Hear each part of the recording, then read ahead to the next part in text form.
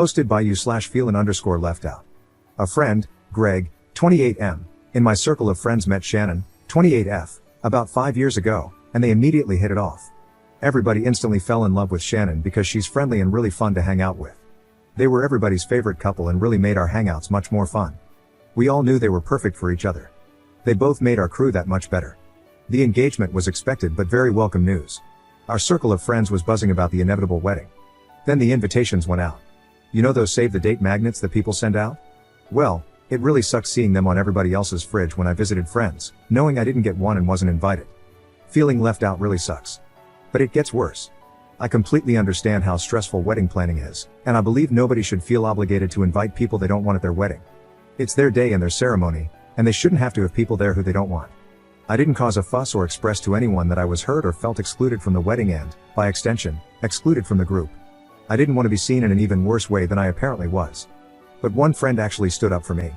When their wedding came up in conversation and people talked about booking flights and rooms, destination wedding in New York City, eventually, I was asked if I had booked yet.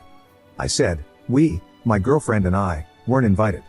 Nobody could believe it, but I insisted that I wasn't upset because I know how situations like this can go. I didn't want to cause trouble because then the happy couple might resent me. Then I'd be the bad guy. I heard through other friends that my friend Tracy thought it was really messed up that I wasn't invited.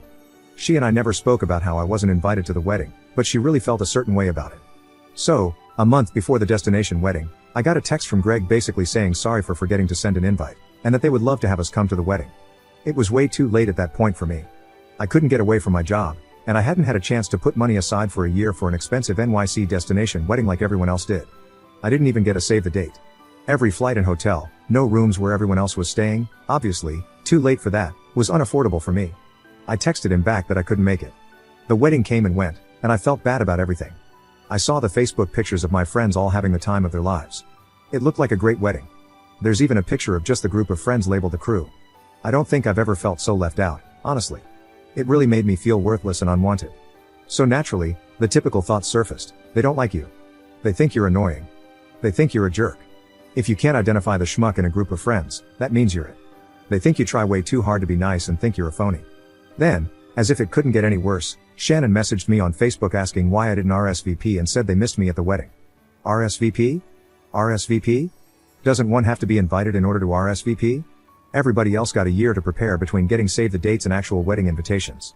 I got a text message a month before the wedding. Just as I feared, I'm being made out to be the bad guy, and I even made a point to keep my feelings to myself and play it cool. But, as usual, I didn't say this to her because I knew how I would end up looking. I actually apologized for I don't even know what, but I made a point to mention how I'd spoken with Greg about it. I also made sure to compliment the wedding pictures and say it looked like fun. I did everything I could in that conversation to make it easier on her, and of course, now I feel like a total schmuck. That was this past summer, and I haven't seen them since. I feel like that's it for me in the group now. I see some of the friends in our group every now and then, but everything feels different. None of them even responded to my birthday party Facebook invite this month. I feel like things are being said behind the scenes, and I feel completely out of the loop. It felt like a passive-aggressive message that maybe Greg and Shannon never actually liked me. My fiancée gets along great with Shannon, and she's just confused. Seeing her confusion breaks my heart even more because she's a sweetheart who's never offended anybody in her life. I wish I could break it to her that I'm just the guy in the group that Greg and Shannon think sucks, but I don't know how. I feel like a complete loser who deserves this. I'll always appreciate Tracy for sticking up for me. She may never know how awesome it felt hearing that she told everyone it was messed up that I was left out. I haven't even spoken to her about how the whole thing made me feel, or to anybody, for that matter. Reddit, you're the first to hear about it, because I didn't want it to seem like I was making a fuss and become even more disliked. This whole thing just effing sucks. I feel like I don't have friends anymore. And to make it worse, soon I'll have a wedding of my own, and I'm afraid I won't have any friends there, except for Tracy, of course.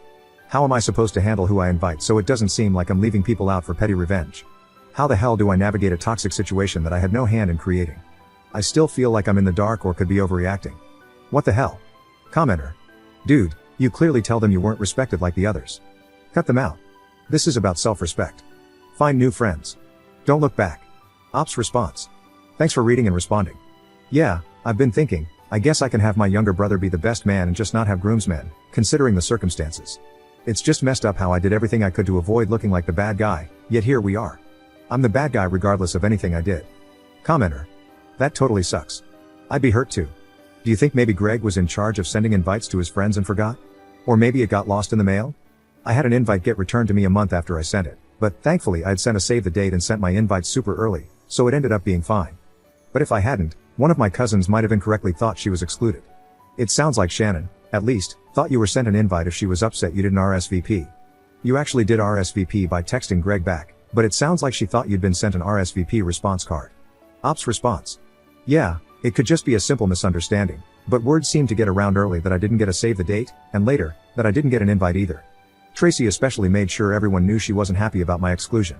The other friends I talked to didn't even suggest it could have been a mistake, almost like they knew something I didn't but didn't feel comfortable saying it. Only one person even spoke up on my behalf. Update 3 days later. I half took everyone's advice and brought it up with Tracy. She confirmed that Shannon was full of crap when she asked why she didn't get my RSVP and was just trying to absolve herself of guilt. I'm still not sure if they genuinely forgot or if I just wasn't invited initially, but Tracy said we'd talk about it more tonight when she gets out of work. Edit. I spoke about it in depth with Tracy, and it turns out Greg's best man, someone who was never really part of the gang but grew up with Greg, has always hated me, and Greg thinks I'm annoying. Shannon later felt bad about their decision not to invite me and pressured Greg to send that last-minute text, knowing I wouldn't be able to make it. Also, it wasn't just Tracy who thought it was wrong that I didn't get an invite. The chatter from others is what made Shannon ask why I didn't RSVP, to make it seem like my invite was lost in the mail. It feels better knowing this because, like I said, they don't have to invite people they don't want at their wedding. But knowing Greg doesn't like me really hurts because I always thought we were friends. Turns out he's the phony. Unfortunately, everybody else, except for Tracy and a few others, likes Greg more than me, so they felt like they had to choose a side after Tracy, and a few others, it turns out, brought up why I didn't get invited. Apparently, lots of people felt guilty about this, but they still felt like they had to choose a side for whatever reason. Probably because most of them went to high school with Greg. Oh well. That's life. Thanks for the advice about being more assertive. Those of you who were polite about it were very helpful. Thanks. Commenter. Yeah, you don't need those two-faced jerks in your life.